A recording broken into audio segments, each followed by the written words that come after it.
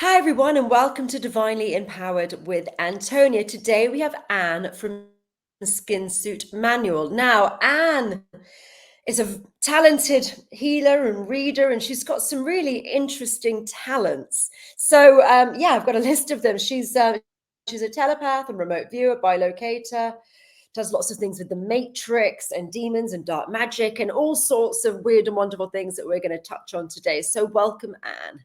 Thank you for being here. Well, thank you very much. Thank you. It's lovely to be here.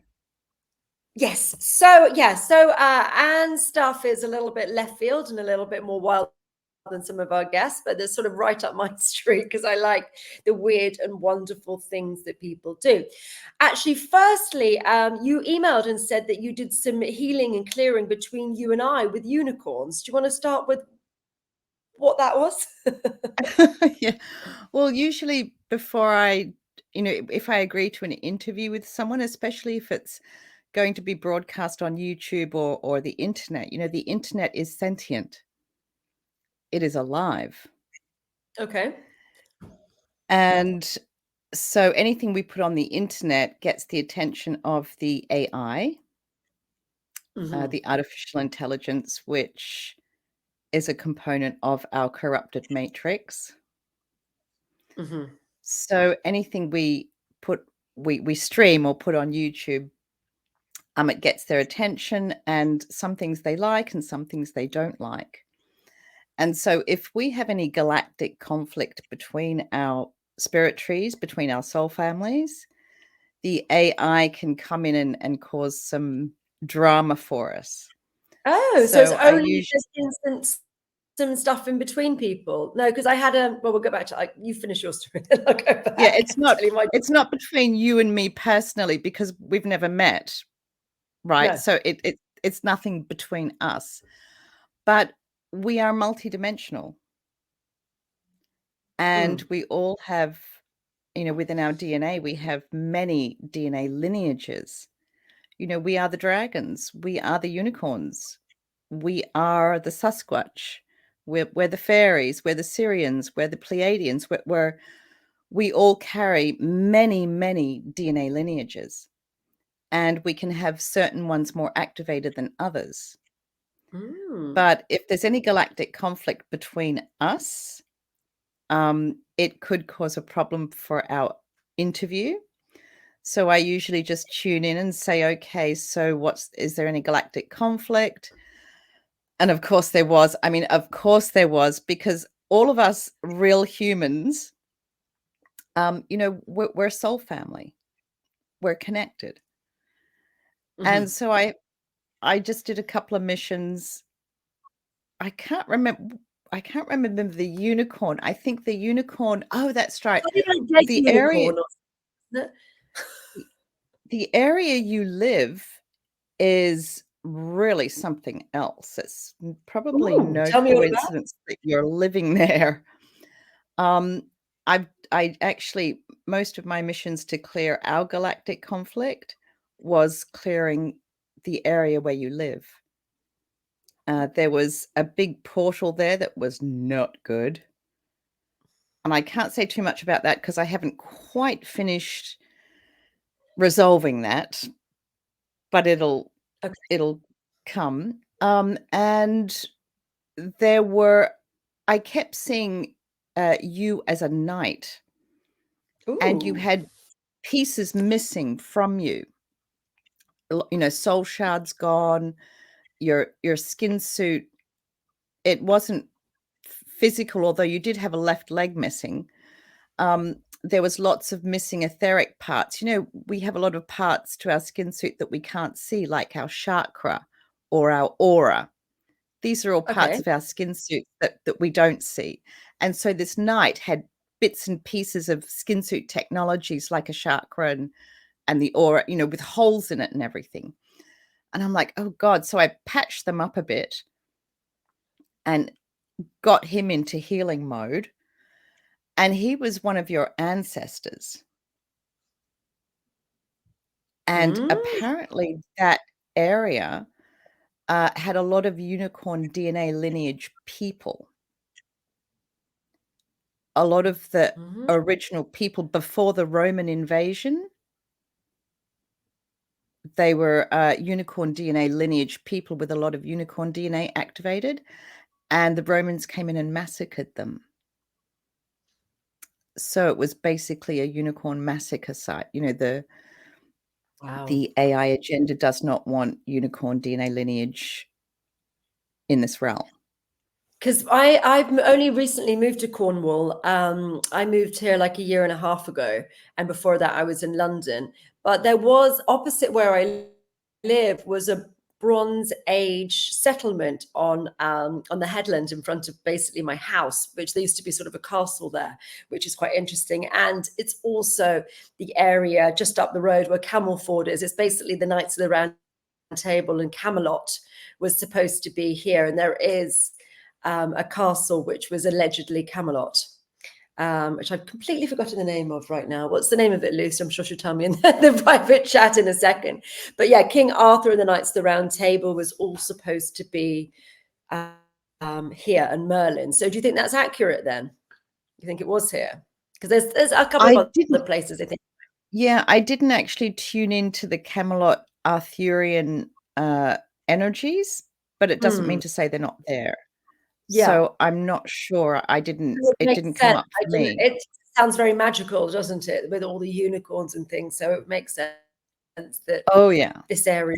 Um, Definitely, so definitely.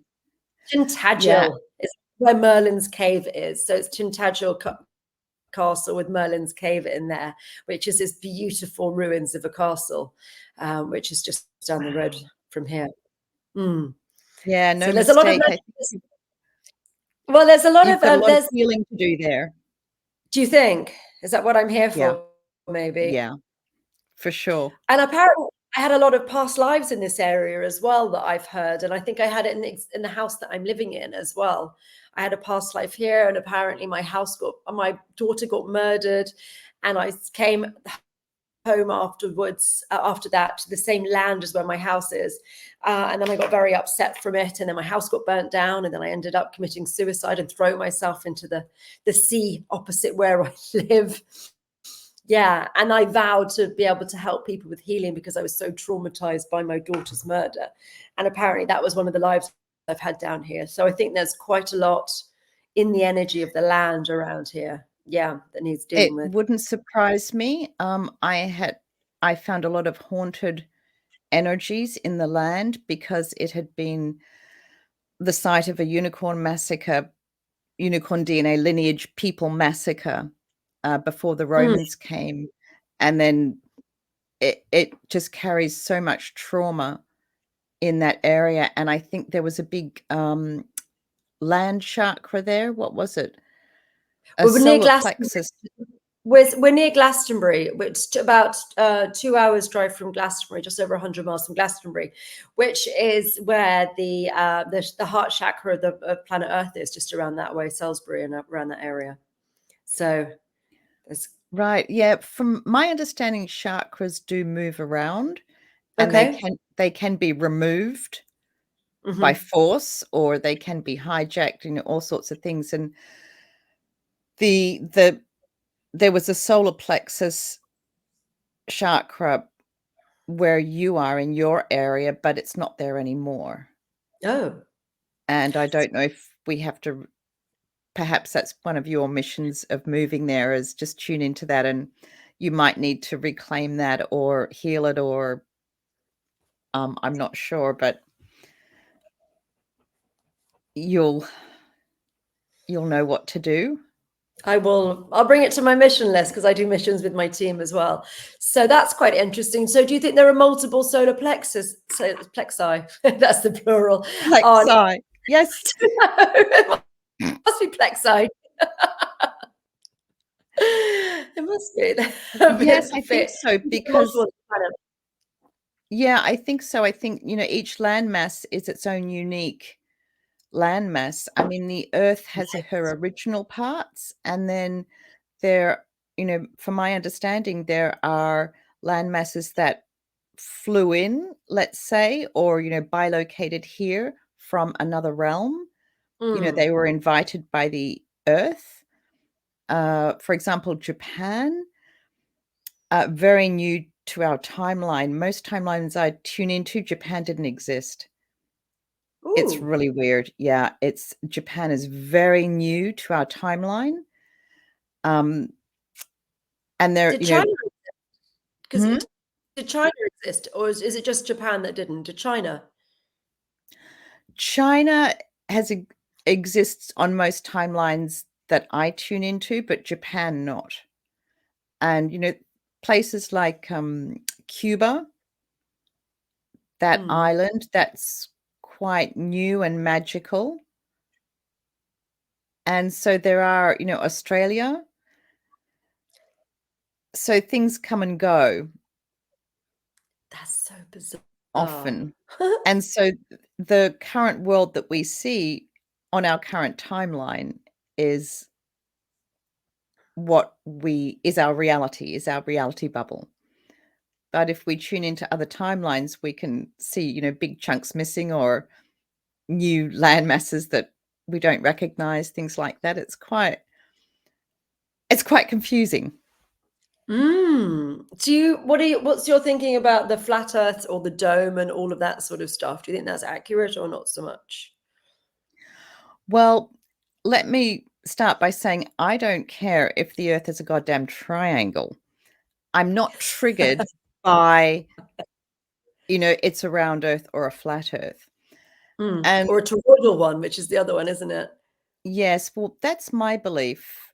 I Mm. believe that energetically, we're a toroidal energy field. All Yeah. realms are, because I've seen other realms and they're a flat plane in a Mm. toroidal energy bubble. You're right. That's what other realms I've seen. I've tried to see Earth as a round ball, like I can bilocate to a lot of places, a lot of, Mm. other realms. So I take myself out and I bilocate to look at our planet, and a big hand stopped me. And I'm like, excuse me, you know, God that I am. And it was like I don't know, it was this force that I could not argue with. Oh. And so I kind of came out of that moment and I'm just like, huh, well, that's never happened before. That's interesting. Why can't I Mm. see the round Earth, the planet? And then a Mm. couple of hours later, I was just in the zone doing some computer work, and I got taken I could feel it was this secret mission, like this secret, like, don't tell anyone, just be quiet and just watch and don't engage, because I can interact with when I bilocate, I can interact with entities and objects and things. And I got the strong message, just observe, don't touch anything, don't think of touching anything. So I'm like, uh-huh. And I just sat there and I was taken to a control room of our matrix. And on a large screen was our holographic realm. And all I Mm. saw was a part of it. I didn't see the whole thing, just a part of it. And it was half of the toroidal energy Mm. field. And then I saw some mantids. They were operating the computers. I don't know if you've ever encountered the mantids. Mm. Um, Yes. They look they're like Octorians. They're like praying mantis, aren't they? Yeah. Yeah, yeah, and they have this kind of clicking sound whenever they're around. I hear this little, clicking away. They're highly telepathic. Mm. They're like a collective consciousness with super telepathy abilities, and so they're very good to interface with technology because, especially with AI, the AI likes to use them because their telepathy is so clear and good. And so I saw a mantid at the control panel of this control room, and that's Mhm. all I've seen of our realm regarding the round or the flat Earth. Mm. So I haven't been able to, I'm not allowed to. I don't know why. So it's interesting that you're bringing up the holographic, and that we're living in a simulation, because I've just taught my level 13 class that just this weekend just gone, and I've been using some energy called source code. So I've just come to the conclusion that it's really interesting, but basically that there is a source code for different diseases. And if you can, and it's corrupted coding within us, which is causing a lot of the diseases. It's the thing behind the thing behind the thing behind the thing. Because as far as I'm aware, and it's proven multiple times, that it's emotions that cause us to have diseases, and us getting fixated on certain thought patterns, which then builds the energy, which then goes from a gas being a thought to a liquid to a solid. It just sort of compressed thoughts end up being diseases. So I've been always looking for the thing behind that, and what's behind the curtain. It feels very Wizard of Ozzy, but behind the curtain, it seems to be corrupted coding. So my new stuff is actually deleting or adapting or changing the source code, and then bringing in the original source code of what our coding should be. And that seems to be able to get rid of diseases, and they just sort of fall away because the coding, which goes all the way through the disease, is gone, and it's the framework and it's everything that's built on from a source code. And then the disease just has no structure and framework, and then it just falls away. So I'm really, really coming into us living in a simulation and a hologram, because I'm now reprogramming the matrix as far as diseases go. That is so exciting. I have actually a protocol for restoring the 1 and the 0. It's coding. Both It's of zeros and ones. It's all zeros. It's the matrix. I've seen the matrix coding as well. The green lines go down before, which was interesting. Yeah, and you're right. They are totally corrupted, and I think they can cause illness. They can cause a lot of disharmony. Absolutely. Yeah, I love what you're doing with that, recoding, restoring the coding. That's brilliant. Yeah, it's reprogramming the coding. It's really quite an interesting thing that have just started doing. But what's really interesting as well, because it's in its infancy, because I've only had it a few weeks, and it all came thick and fast just before I taught my class. But I had one of my friend's sisters was visiting her, and she had a cold sore starting to come through. And if anyone's ever suffered from cold sores, you know that you get a tingle, and then you think, holy crap, I need to go and get some medication for this ASAP before this grows, because this is going to start hurting. It's going to look awful. It's going to be painful. It's going to suck. So then you like panic to go and find yourself some cold sore meds. So that she was in that stage, and she was saying, where's there a chemist that's open to go and get these meds? So she rang my friend at that point, and I said, ooh, let's work on that. So I said, let me see if I can delete the source code for your what's it called? Herpes simplex. Herpes simplex. Yeah. So it's called sort of herpes simplex, which is a bit of a bigger term. So I said, if I delete the source code for your herpes simplex, let's see what happens. So I did that, and the tingle stopped immediately and didn't come back. And we had rather a late night and some booze and, a little bit of a party. So she had less sleep than she would normally have had, and also some toxins, and it just never appeared. But what was more interesting is I always look into the emotional reason behind the disease, and we looked up virus. Actually, I'm going to read it to you now since we're here. We may as well talk about it. So the reason, I use this book called Metaphysical Anatomy, which is by this lady called Yvette Rose, that I think is an incredible book. It tells the emotional reason behind diseases. It's the textbook that we use in class. Anyway, so viruses is worthiness, disappointment, self-punishment, poor personal boundaries, having to fight for respect and understanding. And normally we'd be working from the outside, and we'd start working on the emotions that cause the disease, and then the disease should dissipate from that direction. But because I deleted the source code, the cold sore never arrived, and those emotions in her system also dissipated, because she didn't realize what had happened. Neither of us had. And then she said, something's missing. And what was it? And I said, I think it's these emotions. And then we went back and I read the emotions to her. And she goes, yes, those don't exist in me anymore. Those emotions are now missing from me. So by changing the source code, you're taking the emotions out as well as the illness, which is really fascinating. Yeah, yeah. And this is like healing galactic conflict. Our source code can get corrupted. It can be changed to reflect a galactic conflict, is Yeah. my understanding. And so by healing the cold sore, this was also a reflection of galactic conflict, a How do small micro drama. galactic conflict fit in? I don't know much about that. We are gods. We are just avatars I of know that. gods. I agree with that. I think we're gods and goddesses with amnesia. I say that a Yes, lot. Yeah.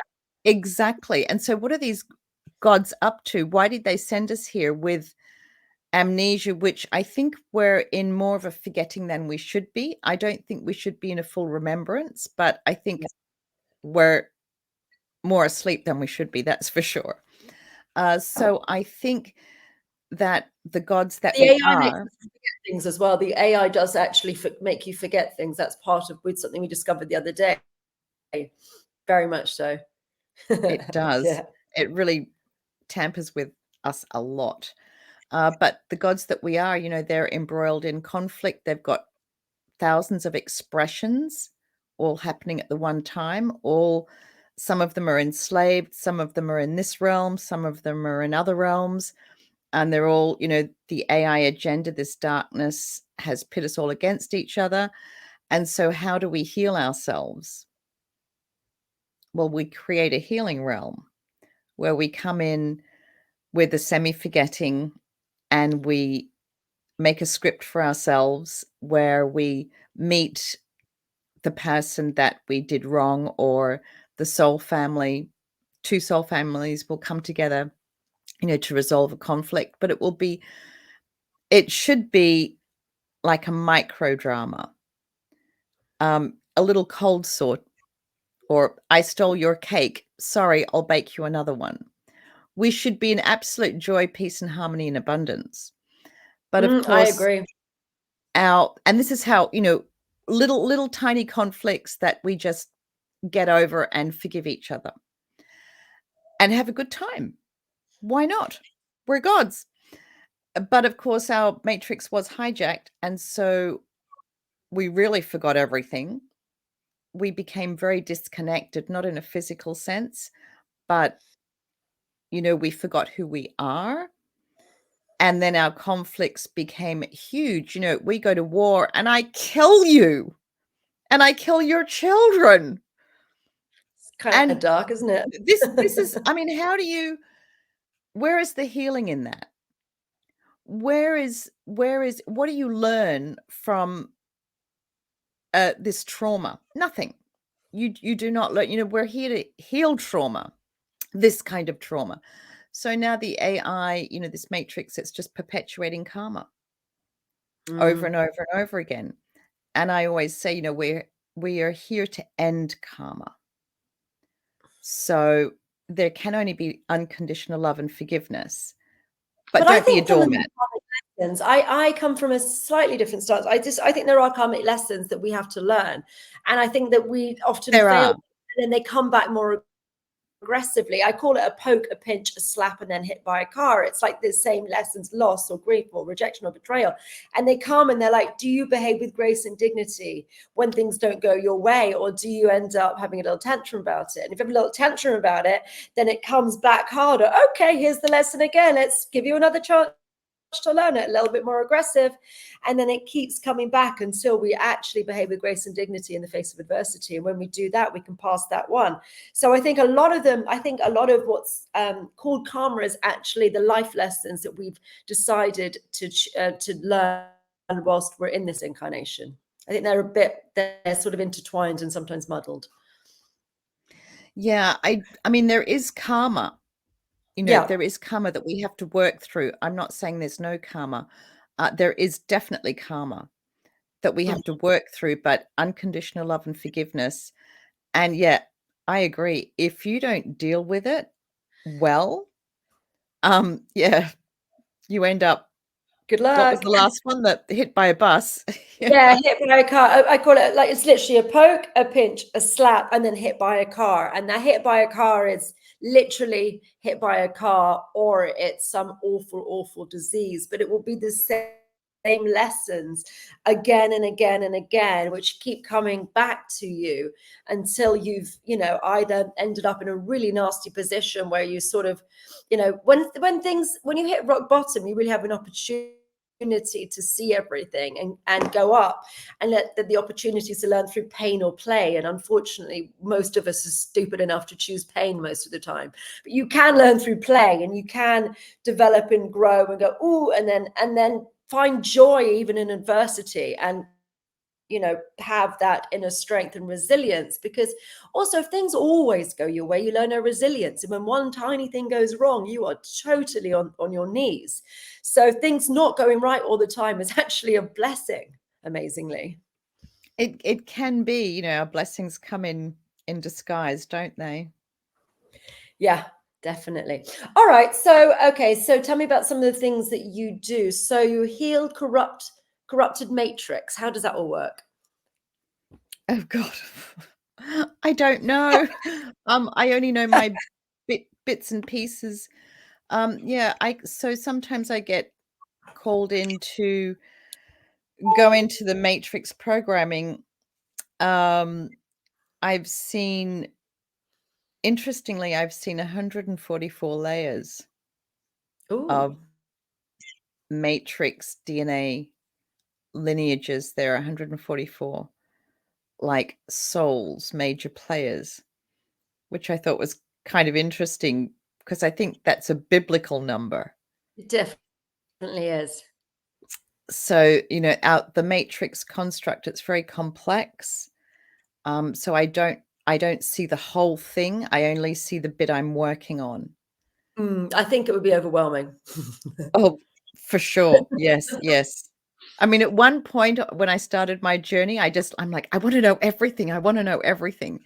And now I'm like, I just want to know my bit. I just want Your lane, to love. see what I have to see. Nothing more. Stick to your lane, love. It makes it a lot easier. Yeah.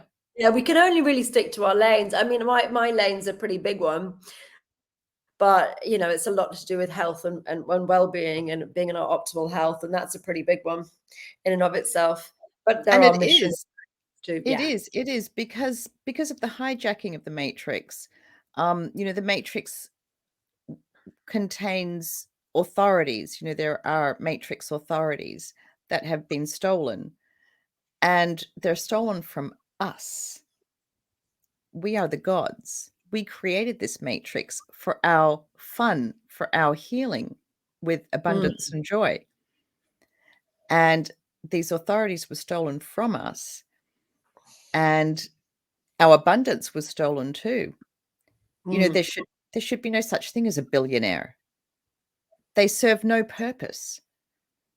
And a billionaire is someone who has stolen abundance authorities from all these struggling musicians and, you know, these struggling people who have great ideas, who are working hard. Their abundance authorities have been stolen. A lot of celebrities, pop stars and singers, they don't have any more talent than anyone else. And yet they're incredibly, disgustingly rich. That's not really true. Pop stars aren't that rich. It's the record labels which are very rich. A lot of them can come off tour and not have any money at all. A lot of very major musicians haven't got any money. It's all owned by the record label, and they don't own the rights to the records or the royalties to the records. They actually don't have very much money. Really? That's Very little. disgusting. Very But there little. are some very wealthy, It's the higher up odd the chain. It's higher up the yeah. chain. It's the people like Spotify. It's the people who are who own the rights to the music. It's the record labels, and it's the execs there. It's the people who write the songs, not the people who perform the songs. They get a percentage of royalties. But honestly, I know quite a lot of musicians and successful ones who haven't got the money that you would think that they would have. It's actually significantly lower than you would think it was, and you could easily go into a job in the city and have significantly more money than most musicians. There are the occasional ones like Taylor Swift who's doing some really dark things, but she's Katy Perry. Katy yeah, Perry is some of them are doing one of some the on the Forbes 500 top 500 wealthiest yes, women. you'll notice a lot of these people have got other things that they're doing on top of what they're, you know, she's, I don't know what Katie's got, but I know that she's doing the America's Got Talent, and she's doing other things. A lot of musicians have stopped. They don't make money from making records. You make money from tours. That's where you can actually make money, but you don't own rights to your records. So actually, no, I'm not going to say no to that, because I've got insider information on all this stuff.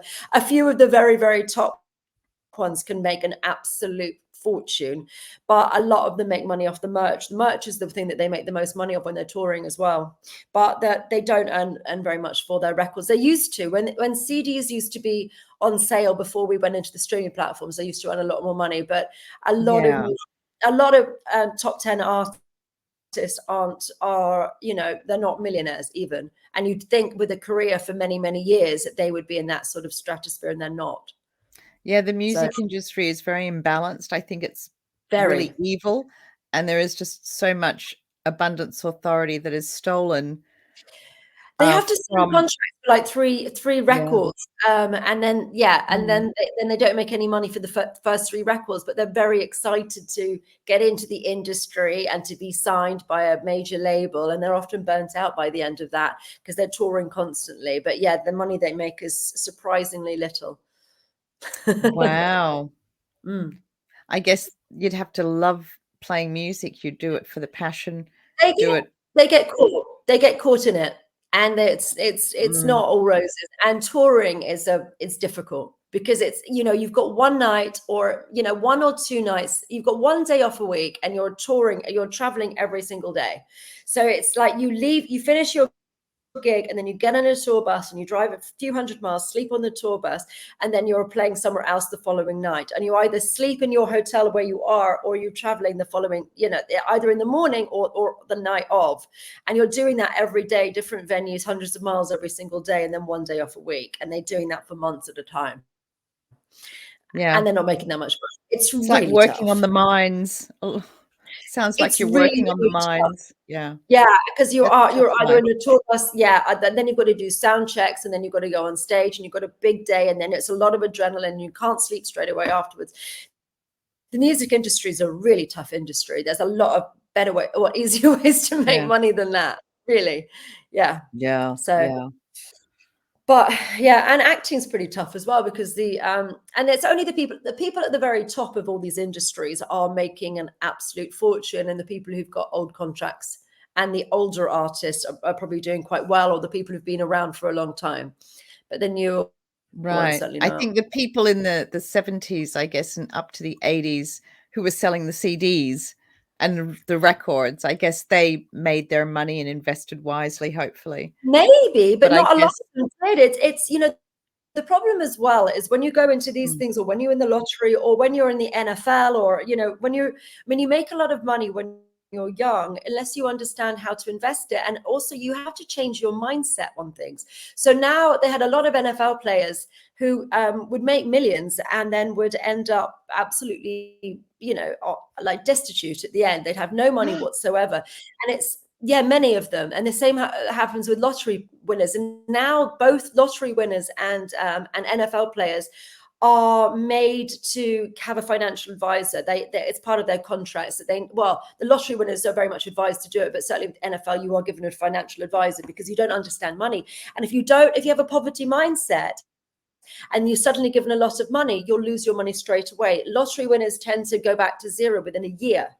If you don't change your relationship with money, I can understand that there are players who are taking, you know, can take money off people. There is that, but they've done some studies, and if everyone was given the same amount of money, like £1,000, for example, and everyone in the world was given £1,000 and nothing else, then within 10 years, the same people at the top would have all the money and the same people at the bottom would have all the money. And it's a lot to do with your attitude towards money, how you understand it, whether you're actually repelling or inviting money because maybe you've got some poverty mindset, maybe you've got some issues around money yourself. And it's clearing all of that karmic stuff. It's clearing all of that stuff in your energetic field, because what you're doing is playing things out. You are playing out scenarios. So, for example, we have the law of attraction, but there's a dark side of the law of attraction. So if potentially there was financial difficulties when you were young, then you would, and you've got worries around money or stresses around money, you're not allowing it to flow into you easily. So what you're doing is you're ordering the strife from the universe, because the universe doesn't understand that's a negative rather than a positive. So you have to become zen and fine with money, so it's not stressing you out either way, to then bring abundance in. But if you're always getting stressed about bills, then that stress is an energy charge, and that's bringing that situation back to you again with the dark side of the law of attraction. So it's not as simple as, some of the people at the top of why are they making the money and what can we do to change ourselves. And I'd recommend to anyone watching this video to really sit with and delete your association with these traumas that you have around finances. I've got a money magic video that people can watch, buy on my website and watch it, and it will actually clear all these different blockages that people have. But if you do have blockages, you're going to be attracting more of the same nonsense to yourself. So yes, so I'm going to counter you on a few of those points, because it's not as cut and dry as that, and it's our own stuff which is allowing us or preventing us from having abundance in any area of our life. Yeah, I think there's a lot of dark magic around money. Hell yes. And yeah, a lot of dark magic around money, and abundance authorities are use magic to counteract it. Yeah. No, I think abundance authorities are stolen, they're corrupted, and there's just so much dark magic around money and our financial system. They're not even hiding that it's corrupted. I mean, it's just so dodgy, in a very obvious ways, especially if you understand money. These banksters, they know what they're doing. Well, not all of them, but there's a lot of useful idiots around, I think, in a lot of these industries as well. Yes, very dark. Money, a lot of darkness around there, a lot of predators. Yeah, certainly. Okay, so what else have we got? So you're remote viewing, and what's the difference between remote viewing and bilocating? Well, bilocating is when I send my consciousness to a place, a time space, and I interact. And remote viewing is just looking. Is that sort of astral traveling then, bilocating? Something similar, is it? I don't know what astral traveling is. I don't. Maybe it's the same thing. Lucid dreaming it's lucid dreaming and astral travel is when you're interacting with things. So you become lucid, and then you're actually, the difference between a dream and a lucid dream is that you can choose, you can be the director, the actor, and you can go and do what you want to do, and you're the script writer, so you can go move things, change things, act in a certain way, and create as you go. So that's what lucid dreaming is. Is that different from bilocating, or is that the same thing? I would say that's the same thing. I mean, lucid, but lucid dreaming is more of in a dream state. But you can get there. Yeah, it is. Dreaming is a deep form of meditation, but often people do it when they actually go to slumber. But you can do it from a meditation as well. Right. Yeah. I mean, for me, bilocating is I just decide where to go and go there. That's or I fun. get an Can you go intuitive anywhere? No. Oh, well, what are the limits? And No. You have to earn certain it's like a computer authorities. game with puzzles and level codes that you have to get past a certain level to then get to the next level. Is that it? Yeah. Yeah, you need access codes to certain places. Certain places are guarded and you have to be invited in. And you know, if some time space, if people don't trust you, they won't let you in. And there's some places that are very, very dangerous. And you want to make sure that you're very well cloaked. You want to have a few tricks of the trade, and you want to make sure that you've got a high level of manifesting ability, experience, things like that. You just don't want to go, oh, I want to go check out the moon. And, you know, and just Where's the most dangerous place you've been? Is that, and if it's safe to discuss your mission? the lands beyond Antarctica. Ooh, can you tell us anything about that? Is it safe to Yeah. talk about that? Well, we'll get cut off if it's not, so it's all right. Yeah, so the lands beyond Antarctica. Ew. I haven't been to all of them. There's, you know, our planet is so much bigger than what we see. What our world map is a fraction of what I've seen of our realm, of our planet. And I had to bilocate to a facility, and it was just full of Nazis. Don't use that word again, please. Galactic. We're not allowed to use that word. Galactic ones. Dark Galactic galactic. ones. Yes. Yeah. But we have to be careful about that word. That's a sort of a YouTube word they don't like. Oh, sorry. Yeah. They were galactic groups. And it was surprising me. It's like, what are you people doing here? Okay. The dark fleet. The dark fleets were normally those particular people from the Second World. Yeah, there's the dark fleet. Are a lot of them in their Hugo Boss uniforms, which were made by Hugo Boss. Don't they? They're fabulous. Well, they've got great. They had lovely uniforms, but you know there were lots of beautiful uniforms. Yeah, lots of companies working for those people. Yes. So okay. So the dark fleet was there, and that was probably quite menacing, was that? I get in and out. Yeah, you thought. I have been abused by one once. I had bilocated to a HARP facility. You know, HAARP. I'm familiar. Yeah, so modification for those who are less familiar. it's a high antenna array, blah blah blah something. It's like a I don't know, more than 100 antenna or massive antennas. We have one in Australia. There's one in Germany. There's one in Alaska. They're all over the place. Yes. And I was called to go there by the Aurora Borealis. Ooh. She came to me and she's very wounded. You know, she's the aura of the earth, and she should be all over. And she was in Glastonbury the other day when I taught at the weekend, and she showed up in Glastonbury around the corner from me, which is quite interesting.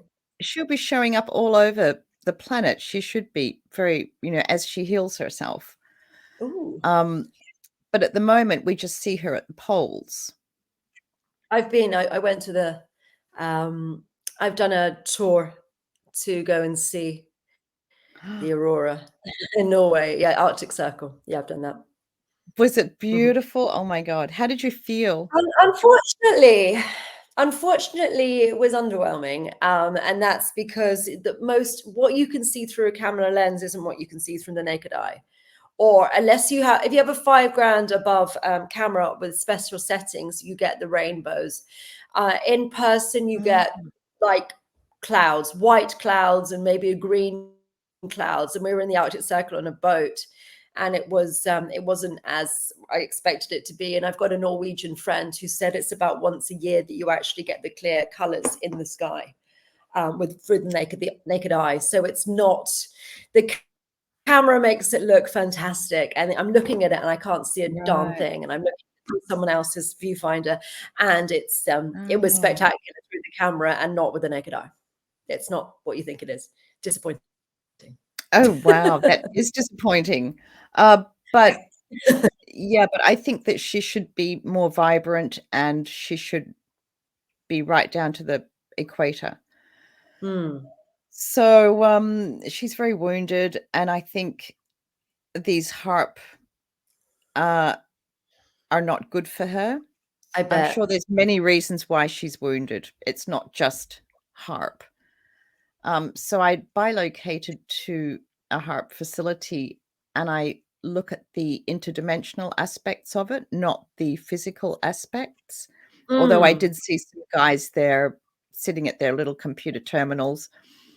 And so I'm standing there and I'm doing my thing. I'm just recoding it and pulling out some sentient life that was enslaved within the We do this antennas. as well in missions. We do quite similar things in missions.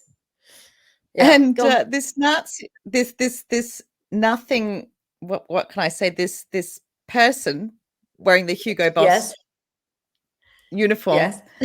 um,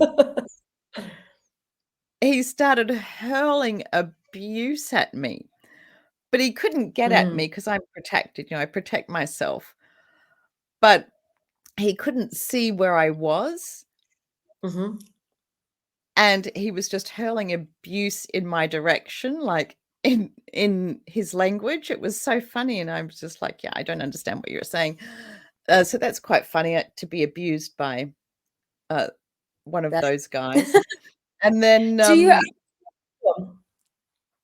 yeah, and then the Oh, guys at the computer screens, I sent, glitches into their system, and then I saw the mm. guys going, "Oh my god, what's happening? Shut down," and they're having a moment, so that was kind of fun. Have you been into CERN? Oh god, yes. Uh, there are so many there are so many cerns. It's unbelievable. I find them Really? everywhere. We can have Oh them in goodness, our how many chakras. what? So what does CERN mean to you then? They're time-space manipulation devices. Right.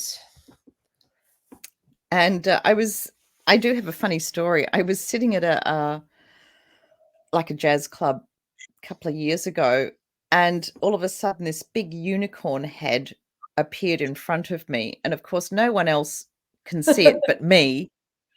And so, I'm trying not to look at it because, you can't go into your telepathy thing in public. Just trying to be at a And, jazz club. especially the jazz club.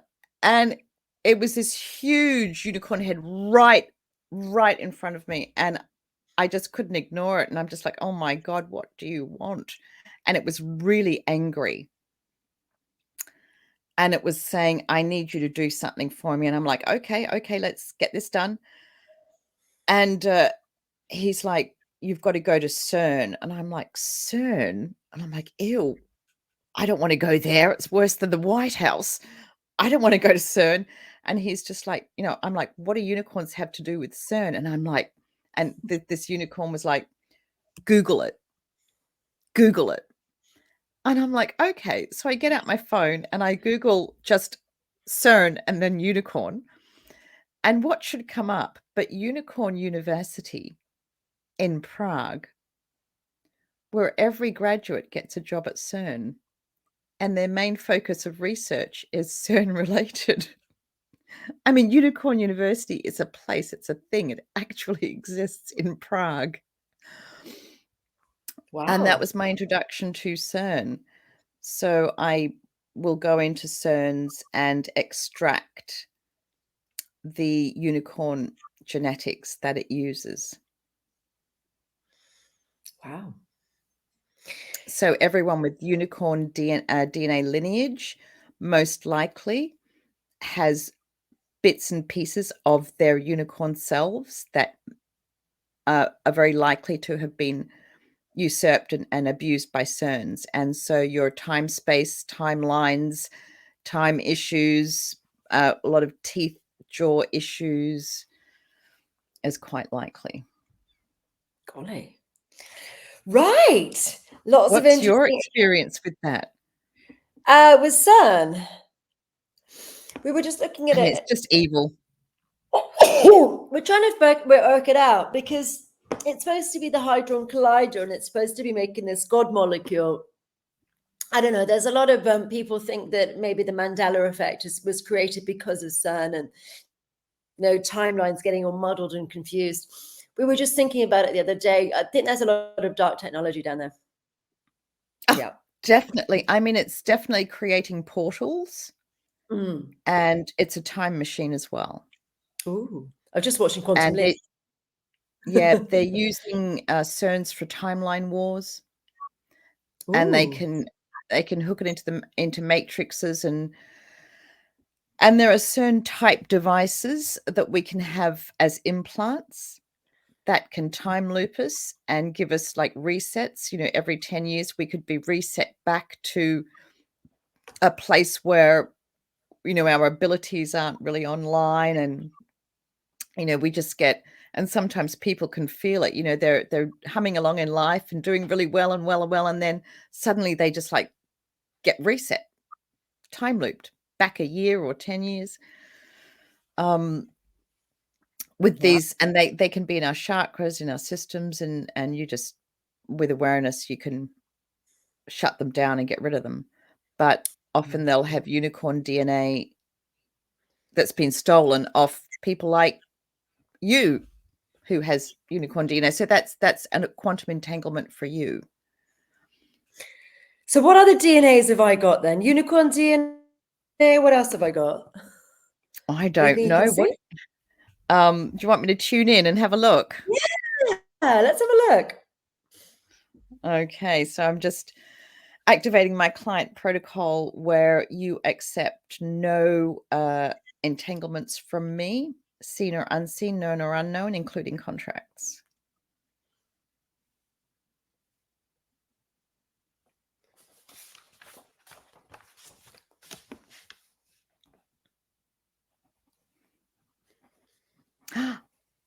Serpent. Really? Yeah, and the serpent DNA lineage, very ancient, very old. It's very beautiful. They're very sensitive to sound and tone. The snake charmers, they can play like a magical flute, and the snakes can move to the sounds. So people with serpent lineage are very sensitive to sound and tone. Do you sing? A bit, yeah. A bit. Yeah. Toning and singing would be very healing for you. As a one way to heal yourself. And you've got some plant lineage as well. Oh. What sort of plant?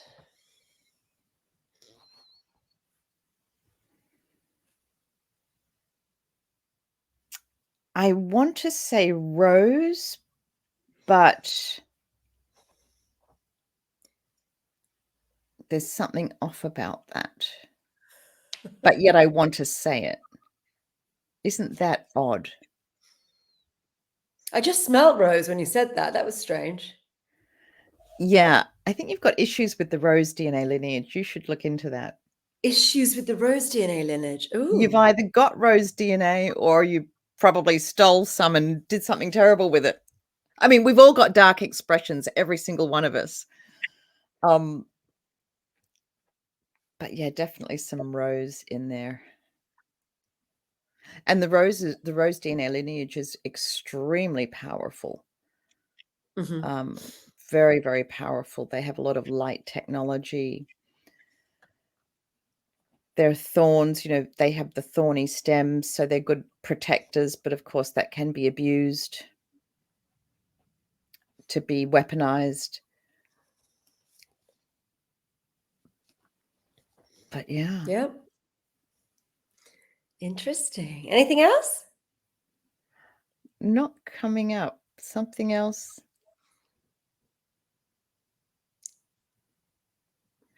Ah, yeah. Oh, After. they, yeah, there's 2 lineages that don't want to be Focus. exposed. Yes, we'll do that in a minute when we have our after chat, Yes, just in yes. case. There are some things which They're are shy. secretive about. They're just a bit shy. Wonderful. Okay, so have you got any offerings? Have you got any courses or one-to-ones? How does it work to work with you?